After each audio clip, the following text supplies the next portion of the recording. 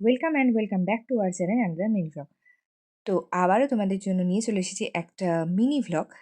এখন কিন্তু মিনি ভ্লগের টাইমটা বাড়িয়ে দিয়েছে, যেটা বেশ ভালো কথা, একটু বেশি বকতে পারবো আর কি। আর ফার্স্টে সেদিনকে চলে গেছিলাম, এটা একটা সানডের ভ্লগ অবশ্যই। ফার্স্টে চলে গেছিলাম হলো ময়দানে একটু রিল শ্যুট করার জন্য ডান্সের। দেন ওখান দিয়ে চলে যাচ্ছিলাম হলো বুক ফেয়ারে।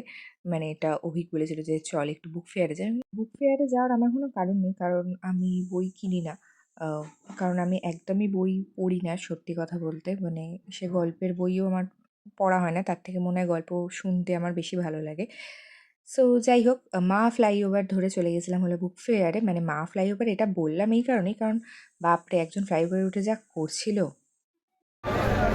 করছিস তুই যেন বললি কাওয়া। খাওয়া কেমন খেতে? বই কিনবি না?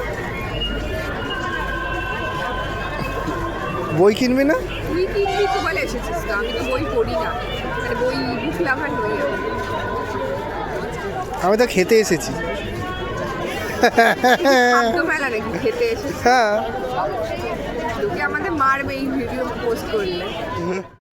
তো ওখানে গিয়ে ফার্স্টে ট্রাই করলাম হলো এই কাওয়া ড্রিঙ্ক, যেটা কাশ্মীরের একটা স্পেশাল টি বলতে গেলে।